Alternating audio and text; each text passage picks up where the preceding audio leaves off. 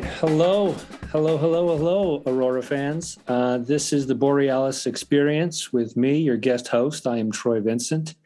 I know that's extremely disappointing. And to make it up to you completely, I have as my guest here this week, her name is Aurora. Welcome to the program, Aurora. What a nice introduction. Thank you so much, Troy. And yeah, I'm very excited to be spending some time with you today and to hopefully answer all your questions that you have and to, have a good conversation flowing. Good. This idea came about the last time when we spoke when you had me as a guest, and I'm not used to being a guest. I don't usually talk about myself a lot. I spent 23 years in radio, so I like being the host, and I like learning about other people. So thank you for this opportunity to be hosting your podcast. I appreciate you. Oh, yes. And I know I will learn lots from a pro when it comes to interviews and how to, formulate questions, how to get the person to say everything that you want to know about them. And I love to be in the hot seat. Okay, let's put you in the hot seat. You ready?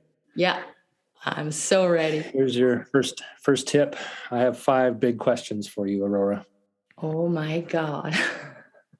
You have to answer them, okay? All right. Yes or no? Are the Bengals winning the Super Bowl on Sunday? It's going to be a very tight game. I'm absolutely not interested in the Super Bowl and football at all. I know I lose a lot of followers now. My sport that I follow is soccer. So I'm very excited that Senegal made it into the soccer. How do you say the World Cup? What kind of cup is coming up here soon? I just watched Ted Lasso, so that's all I'm familiar with when it comes to soccer. All right. Well, you see, there's no compatibility here when it comes to sports, so that's fair. So the question was yes or no, and you have yet to say either one. I will say no. Okay. Yes or no, should I invest in crypto? That's a good question as well, my friend. You really make me sweat here. I would say yes. Try it out. Don't go all in, but try it out and see what happens. And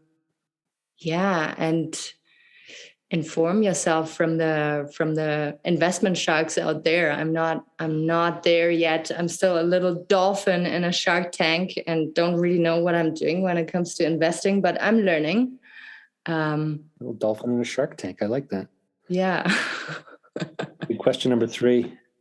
Yes or no? Can you make the wind stop?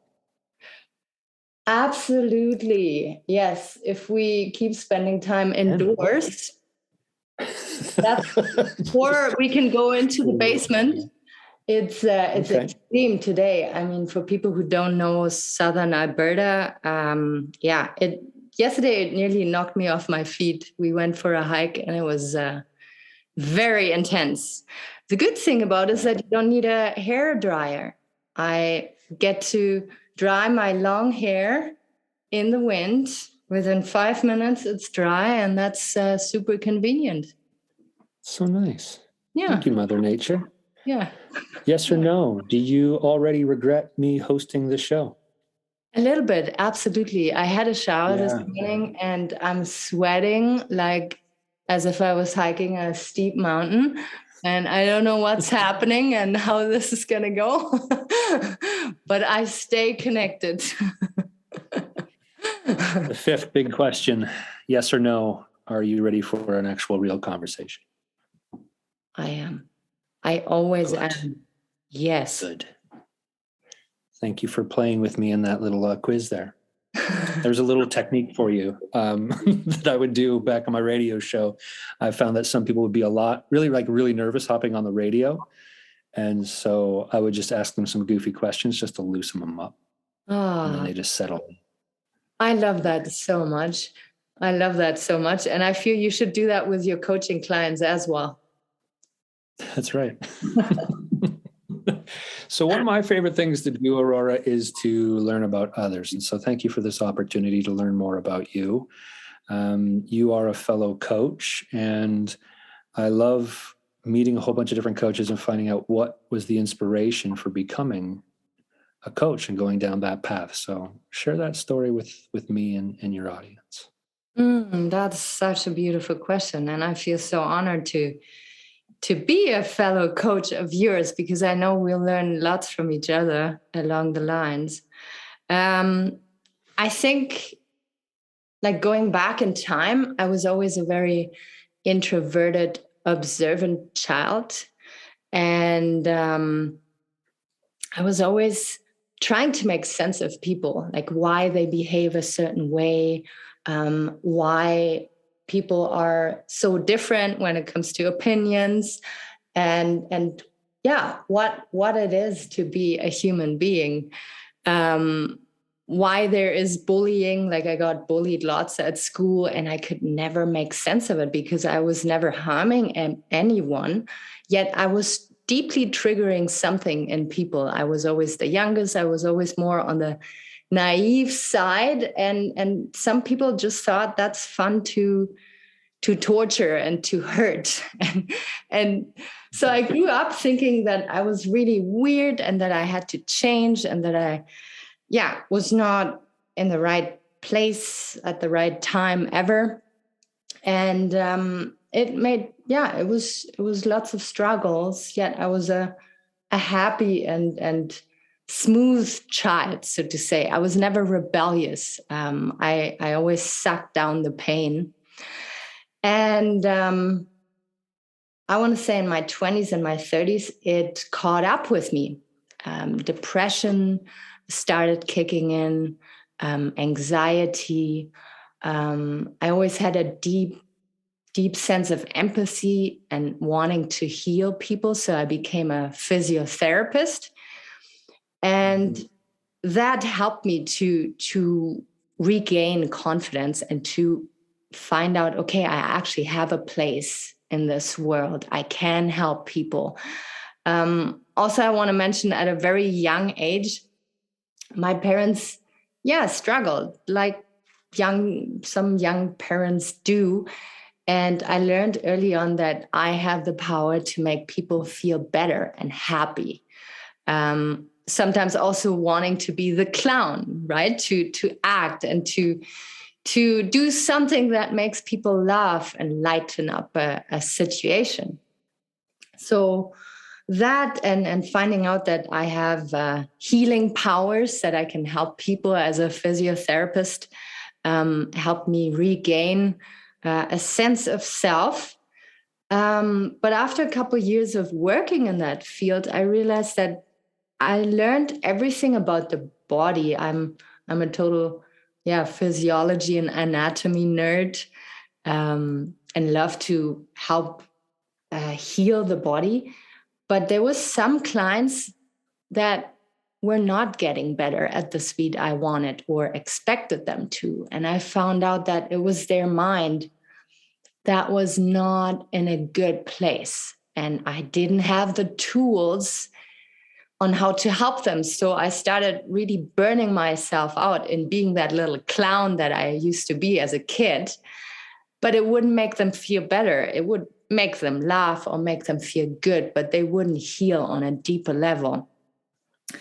And then also dealing with my depression and anxiety, I started becoming interested in psychology and self-help, self-empowerment. And I knew I didn't want to go back to school and learn, like become a psychotherapist. But I found out that you can become a coach, you can become a counselor. And with the experiences that I had from the past, it would give me, I don't want to say an advantage, but it would give me tools in order to being able to relate to people who are in pain. So I bought a bunch of books. I did a bunch of courses, and then started to learn so much about the the mind and how we can change the neuroplasticity, the way we view things for the longest time, and then learn to see them in a different way. And now working as a personal trainer and life coach, I can finally help the people with physical ailments to also heal in the mind and to become more empowered than, or more themselves than who they were before the accident or before the body got sick. And that's so incredibly rewarding. And I heal at the same time as well, because more and more I know, okay, this is my place. This is how I can serve people. This is how I'm not going to burn myself out. And this is how I can have incredible conversations and connections with people. That was a very long answer. A beautiful one. You did great. You did great. You just answered like 4 of my next questions. So it's perfect. The easier you make my job, I'm happy. So thank you for that. Who is your favorite client ever, and who's your least favorite client ever? She's going, let me think about that. No, you don't have to answer. My most favorite client is a person who is genuinely interested in healing and moving forward and curious about his or her body. I feel all too often we just, drag our body along, and then it gets sick, and now we have to take care of our body. Like someone who maybe a little bit at the start is neglecting the body, and then through the coaching realizes, oh my God, like my body is my best friend. And if I don't take care of my body, then I'm not going to be here for long or be enjoying life for as long as possible. So people with a little bit of resistance, but then kind of I managed to melt them down and in a good way, and to make them appreciate what they have. My least favorite client is a person who cannot surrender to the healing journey. A person who has to analyze everything, who has to control everything, and who has to be on top of everything at all times, and brings the tension into the session. The not wanting to let go of rationality and dropping into the heart. A person who, is not. And then again, I mean, a good coach can melt these people down and make them surrender, but some people are too stuck in their ways and don't want to open up and don't want to really heal. There's like a secondary gain that is way stronger than wanting to heal, because they get attention now from people, or they don't have to go to that shitty job again. So me as a coach, I will have a very hard time to try and conquer that secondary gain way of viewing things. And those are the very challenging people to coach. Yeah, people who remain guarded. Yeah, and they tune into that primal part of their brain and don't want to change their identity or behavior or belief or anything like that. Yeah, I think we're all guarded to some degree, and a good coach can help people to relax and open up over time. Not in the first session, I get that, but people who come to a coaching session because the spouse sent them or the parents sent them, like that's always They're not. always the toughest. Yeah. Yeah, If you don't want to change for yourself, then you're not going to. I exactly. have found anyway. At least Yeah. it's really, really tough. You need to be Yeah. motivated by yourself. Yeah. Mm-hmm. Yeah. Share a coaching breakthrough that you have experienced as a client, because I know that you have a coach. All coaches have coaches because we know how valuable it is. Mm-hmm. So deep into the recess of your brain, what is something you can share as a breakthrough that you've experienced? That's such a good question. I shared on Facebook the other day that when I was fighting depression and deep self-doubt and heartbreak, I like came up with the courage finally to go and see a psychotherapist.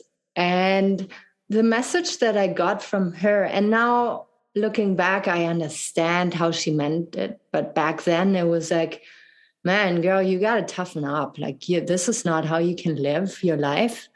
And you got to let go of that pain now and move on. And I went home and I just thought, man, that woman is not getting me. Like, I need different kind of help. And it was two people that I visited and two people who really made me feel worse afterwards.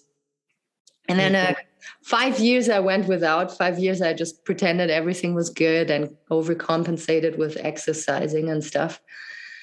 And then I met this guy from back in the day. We reconnected over Facebook, and he was doing his coaching training and offered coaching sessions. And with him, it was so incredible. Like, he asked me questions that never, ever anybody asked me. And I talked about my pain and my trauma that I went through. It's 21, being raped. And I still explained it very like vividly, as if the pain was still there. And he asked me, Aurora, like, where are you right now? And I said, I'm in Canada. I'm studying agriculture at the college. And I'm going to go for a walk here after the call. He's like, do you still feel that pain from back then? And I said, no, like, everything healed and my body is pretty much normal. Like, do you still feel like the grip of the person and the violence? And I said, no, like, I still have the pictures in my mind, but no, I feel well. And he went further and further and made me realize, okay, this is something that happened, but I don't have to identify with this. Like, for years, I was walking around like a victim, being scared of men, hating men, rejecting men that were actually nice to me. And he made me realize, hey, you still live in that victim mentality. And I want you to pull yourself out of this. Like, you're not that victim anymore. Yes, this happened. But if you keep identifying with what happened, you're going to be a weak person for the rest of your life. Like, you will not be able to live up to your potential because you think you're not deserving. You think you are a constant victim and men are bad. That's not going to serve you on your journey. So let's please work on letting go of that identity. And that was like such a mind opener and heart opener and a huge breakthrough for me. 6 years ago, I was now. Nice. Mm-hmm. Congratulations on making that transition. That is a tough one. What was it like when he stated, like, you're in a victim mindset, you have a victim mentality? How did you initially react to that? Were you open up to it to analyze it, or was a part of your brain kind of rejecting it right away, like got defensive? What was that like? Yeah, of course. Because I think the reason why is that my ego, my mind wants to protect me to not go through that pain again. So my thinking subconsciously was, if I cling to that victim mentality, then this will never happen to me again, because this is how I protect myself. But at the same time, what I was doing, I was closing myself up to beautiful experiences and to feel myself and empowered again. So yeah, when he said, hey, we're going to learn to let go of this now, I was like, I get what you're saying, but a lot of me is still clinging to that. And that made me realize how much that thing, that identity had me under control. And after we hung up, I was like, okay, but I don't want that. I get what he's saying, and I'm going to work on it, and I'm going to let go of it. So yeah, there was instant resistance, and then it made sense, and I allowed him to work on me, and I was able to liberate myself. Nice. Liberating yourself. That is so good. Mm-hmm. For those who may be watching and listening, and as they sit there and explore themselves, they may at some point discover they're in a victim mindset. What advice would you have for those people? I would say that it's perfectly normal and perfectly natural to be in the victim mentality and to feel like a victim, because it is intense pain and trauma that you went through. But do you want this one thing or those couple things that happened to you, like, decide how happy and content you are in the future? Do you want that to hold you back and not believe in yourself as much as you could? And can you see, like, it sounds so shitty, but every situation, as shitty as it was, there was something that also happened at the same time that is good, that you've learned, a lesson that you've learned, or,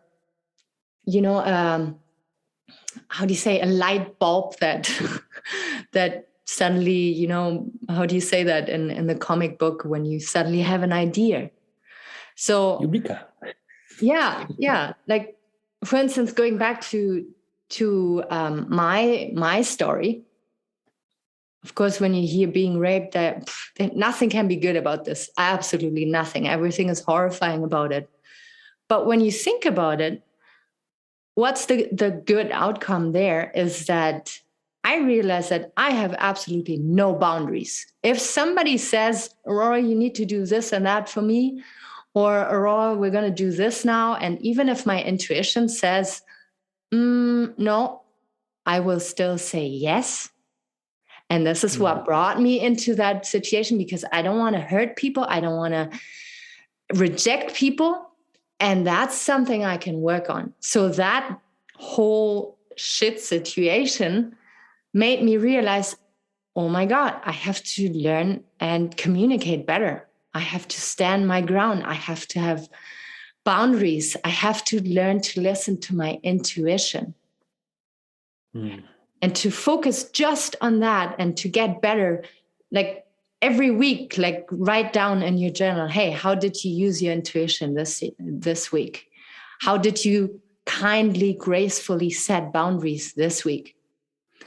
And so that's, I think, what I want to say about the victim mentality, that you can learn something from it and focus on that and know that you're so much more than the pain that you went through. Wow. Thank you for sharing that. That was incredible. I think our brain kind of turns on that self-defense mechanism pretty quick when someone will say you're in a victim mindset, because it's almost, they take it as an attack almost. It's like, oh, you're trying to say I'm weak, and I think the thing to keep in mind is it's just observing. I've been in a victim mindset before, and I was grateful to come out of it. And for those who may discover they're there, just know that there's no shame in it. Like you had mentioned, it happens. It's expected. The brain just goes there, and it helps protect us, at least in the short term. And that's why it's doing it. That's why we're in that mindset. It's just simply recognizing that there's a better way to continue forward at some point. And thank your brain for even putting you in that victim mindset, because it helped protect you for a short time, right? And keep you going and go, thank you for the job you've done. Now I'm safe to move on and do this. And you'll make that shift, and you'll make that transition. And no need to feel shame or judge yourself in that moment if you find yourself in a victim mindset. Mm-hmm. Yeah. So your next personal growth step, what is that going to be for you? What obstacles are you looking to overcome, Aurora?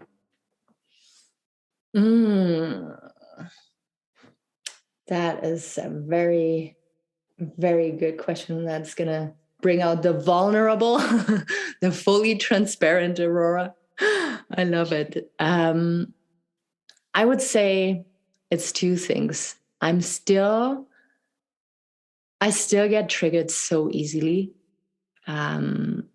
I know when I'm tired, when I didn't sleep well, it's more extreme than when I had a good night's sleep. But I have a couple people in my life that I want to have in my life that still manage to make me, I think in English you say, make me cave. So I kind of let them push me into a corner, and they don't really realize it until I explode. And to communicate to them early on, hey, you're making me feel uncomfortable. Hey, can we talk about this? Like, it was, like, to communicate before I explode with these people who really know how to push my buttons. That would be one thing. And the other thing would be to overcome like still the little bit of disappointment that I feel and letdown that I feel from my family, that they're not fully supportive of what I'm doing. Like, it's not that they think it's stupid and unnecessary, but I imagined the other day, for instance, if I had a daughter and she was trying to build a business, she was trying to serve people and stuff, my God, I would be excited and try to do everything to make her succeed. And what I'm receiving from my family, I try to transform into boosting me. So not to wanting to prove myself to them, but to know that, hey, I'm alone in this, and I'm going to reach out to people who want to help me. And my family is there in the background and not applauding, not cheering, but that's okay too. They love me for other things. But I think some people feel that more than others, to needing a little bit of approval, needing a little bit of, hey, you're doing a good job there. And if it doesn't come from the family, it's going to come from other people. You don't have to fixate on certain people if they don't want to give you that kind of love or support. They're going to support you in other ways when you need it. Does that make sense, or was it a little bit too much of a... No. Yeah, it reminds me of a quote of, I think let's call it a paraphrase, because I'm not sure if I'm going to get it right. But it said, hey, don't expect people to understand your dreams. They're for you. It's your dream, and it's okay if they don't understand it. And sometimes that's really tough to accept, because you're right. The people that you love most and are close to, you're like, oh, I'd love to have their support because I would support them, whatever they do, and so that can be really tough to understand. But just kind of hold on to that and remind yourself that it's your dream, and it's your vision. They can't see it, and that's okay. It's okay. Have visions for you. Yeah. And you will find your community of support. And so that's important too. Yeah. What's your biggest fear? My biggest fear is the death of a loved one. Yeah, I lost both of my grandpas, and that is still hard to grasp, but they were getting weaker, they were sick, you could prepare yourself a little bit. But people who went through that kind of grief and loss, like I have so much respect for people who lost someone out of nowhere, like suddenly. That is my biggest fear. Physical pain when it comes to me, but losing someone that I love, that would be, yeah. I know it's going to come at some point. I think everybody goes through that. So yeah, that's something I really, resist. I don't want to experience. But it's inevitable. Yeah, then that comes needing to accept it. But I think I will have to learn to accept it while going through.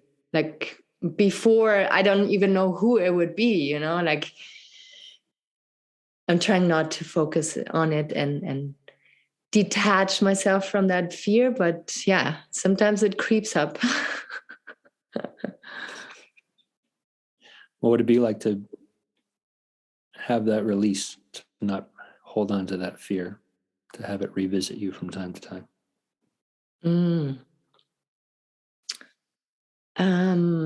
That would be like a huge relief. At the same time, I want to be honest with you, I also use it to love harder and to love more fiercely and to be more present. So it's also a good thing. Like from a young age, I thought about that, and it was always a big fear of mine. And I tried to just make something good of it and to, be less on my phone when people are around me or wanting to talk to me, or, make more goofy, lovey-dovey things than probably necessary. To also use it as my drive. But if I could just, because if you say to let go of that fear, then I thought, oh yeah, but then I would appreciate people less maybe. And that's not what I want. That's what I'm using it for. Well, you make a good point of, this is an example of taking an emotion like fear, and really emotions are neither negative or positive. They are what we label them, and all of them could be an instrument. And so with this fear creeps up for you, you step back and go, oh, what's this fear of, right? And you can find out the origin of it. I value these people in my life. And then your response to that is to make sure that you're present, make sure that you express your love for them. And so you turn it into a positive. So I think that's a good lesson for all of us. When you feel anger, it's not a negative fear. It just means, okay, this is communicating to you something. So step back and go, I'm angry right now. What is this trying to tell me? What can I learn from this? And you'll find out what that is, and it'll help you moving forward. Yeah. Similar with anxiety. I feel a lot of people who get nervous and anxious. I had one person telling me, just see it as your ignition. When you turn the key in your car, it has to roar a little bit. And there's that energy that comes up, and just envision it as something positive, and you care about it. And it's good to have that little bit of anxiety, right? Because lots of people don't want to feel that. Yes, welcome all your feelings. Let them come.